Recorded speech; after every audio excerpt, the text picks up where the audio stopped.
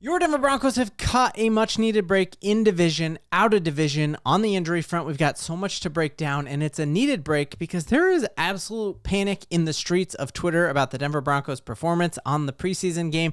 I went over why I wasn't thrilled with it, but I'm not panicked whatsoever. We're breaking that down and way more in this video. If you're new to the channel, I'm a diehard Denver Broncos fan named Ben. We are closing in on 27,000 subs. My mind is blown, so it would help me out if you help me hit that number by smashing that like and subscribe button. So several breaks that the Broncos have just caught very recently. The first one is that the worry about the Raiders being a good team is now behind me because the Raiders are a organization run by a bunch of clowns, and you are just seeing a number of things coming out all over social media that show they are an unserious team right now. And their thoughts of them making the playoffs after how they performed in their preseason game, after how they are handling themselves as a team that needs to rebuild and have like a serious identity. The Christian Wilkins stuff we didn't even really cover on this channel, but it exposed an absolute ton that their second best player wasn't serious enough for this locker room. And we're seeing here they are going viral today. Because this is how they are handling training camp. And if it looks familiar to you, this is exactly how Nathaniel Hackett ran training camp when the Broncos hit their rock bottom of winning 5 games. It is just an unserious attitude to have for a very serious game. We know, like, Sean Payton outlawed having bucket hats and sunglasses on the sideline of preseason games. Like, you have to take this serious. Like, this is not a team that makes the playoffs. It gets worse. They're doing like jousting on go-karts, and this looks very fun.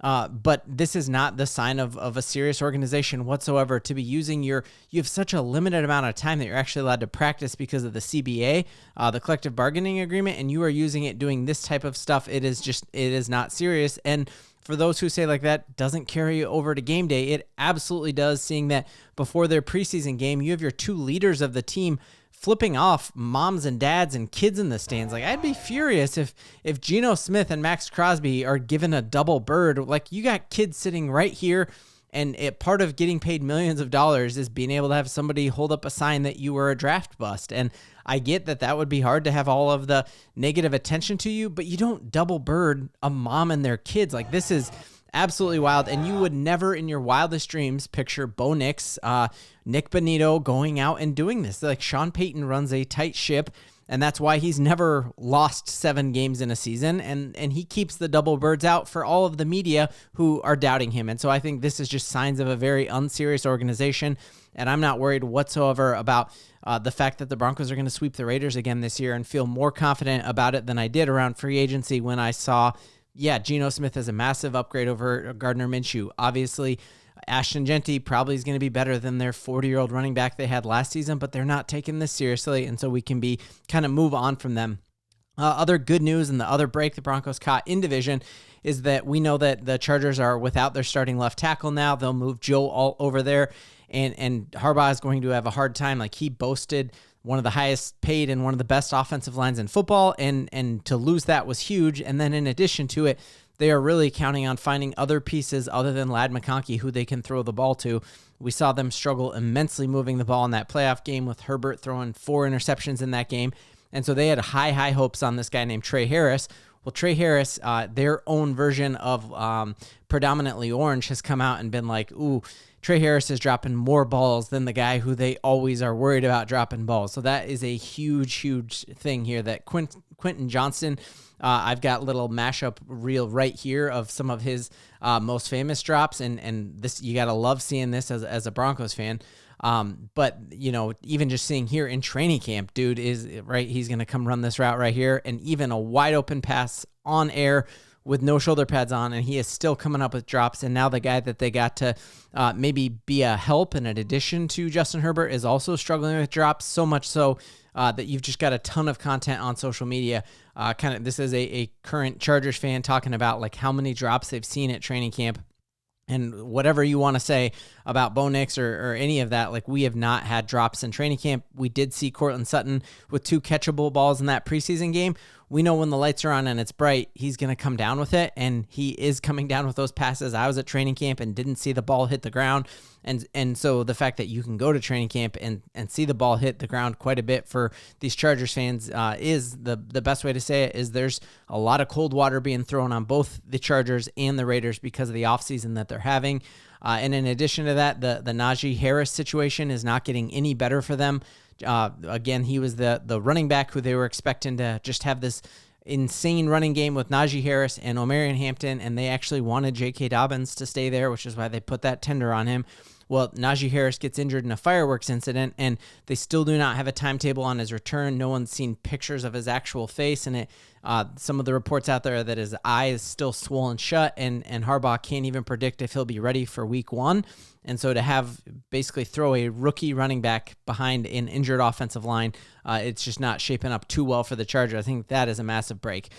Other massive break that the Broncos have caught is that we have our franchise quarterback. Sean Payton has just taken our expectations to an 11 with him. If Sean Payton didn't think he was franchise quarterback material, he wouldn't have leaked and reported to the Yahoo News outlet that he thinks Bo Nix is going to be a top 5 quarterback in the league.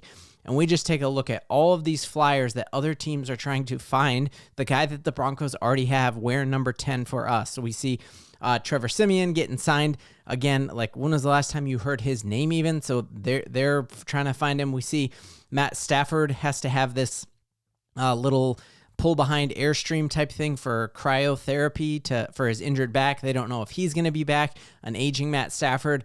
We know the Steelers are going with a 42-year-old quarterback in Aaron Rodgers, and the only quarterback to ever play at that level and play a playoff game at the age Aaron Rodgers is Tom Brady, and we know Aaron Rodgers is not going to get to that level. See the Cleveland Browns going out and they got 5 quarterbacks on that roster and still went out and got Huntley because they still don't have answers there. That's a team we're going to be competing with for the playoffs. We saw the Tampa Bay Buccaneers go out and sign another former Denver Broncos quarterback in Teddy Bridgewater. And so the situation that the Broncos have with Bo Nix and with the high hopes that Sean Payton has for Bo Nix and all of the gushing that we've heard from RG3 and former people who've actually played the quarterback position, Chase Daniels coming out and saying he is him.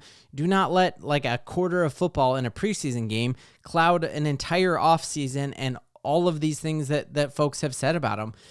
Even just like the Detroit Lions, who have things kind of situated, are regretting that, hey, should the Lions have gone after Teddy Bridgewater? We don't talk about any quarterback controversies or anything like that because we have Bo Nix, and we have him on an absolute steal of a deal. When the Broncos were playing the 49ers, Mike Kliss wrote up this amazing article that broke down what Brock Purdy made in cash versus what Bo Nix makes in cash. And I would say I would take Bo Nix on his current contract any day of the week over Brock Purdy, and I would probably take them in a head-to-head. Like, if you have one game to win, Brock Purdy or Bo Nix, who do you want? I would take Bo Nix, and he is making a 25th of what Brock Purdy is. Like, if you divide 53 by 1.64, it's like Brock Purdy is making 25 times what we're paying our rookie quarterback, who Sean Payton is saying is going to be a top 5 quarterback in the league.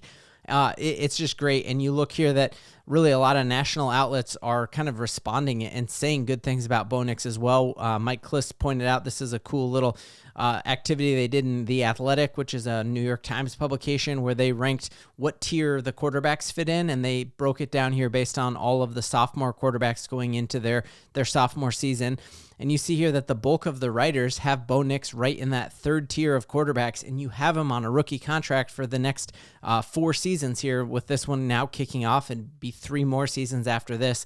And so the fact that he is here, and you like think of how far down this you have to scroll until you get Bo Nix. This is how much cap money is going to each player, that like Bo Nix is in a higher tier, according to all of these NFL journalists and all of these NFL players, than half of these players who are ranked way above him with how much you are paying him. So he is in a absolute bargain. He is a steal for the Denver Broncos. I'm feeling better and better the more I am hearing folks break down that Broncos preseason game. I think one of the key things that keeps sticking out to me is, yes, that I want to see way more from our offense. I'm not trying to say that offensive performance from our starters was encouraging to me, but one of the things that I had just heard discussed on the radio today was Sean Payton is the king of game planning. We know we won in a million different ways last year. Like we had different packages for whatever it is we were about to play. Like, think of how different we played the game in the against the New York Jets versus how we played it against Tampa Bay. Sean Payton has answers for whatever problem he is about to face. And Sean Payton didn't even call plays. He was not game planning for the 49ers. And that's what Sean Payton does best. He was throwing his vanilla stuff out there saying, how does this look? Well, let's try to run this play. He wasn't saying, oh, I know a solid defense does this. That's where Sean Payton shines. And that's where Bo Nix shines when he is executing the play that Sean Payton has designed specifically to combat a certain defense. And we know that's what makes Sean Payton great. He has answers for any problem they are going to pose to us, and he didn't even try to do that in this game because they didn't game plan for a preseason game. And so do not lose hope. The Broncos are catching breaks. The Broncos have a guy that everyone else would kill to have a rookie quarterback who was the 6th most touchdowns in football last year, without throwing his first one until week 4. We are in a very, very good place. We've got a great week of content this week. We got a joint practice with the Arizona Cardinals on Thursday and a game on Saturday. And I'm doing a little crossover with another content creator for the Arizona Cardinals. So hopefully we continue to cook joint practice like we did last time. Broncos Country, stay on the bandwagon. We got so much to believe in.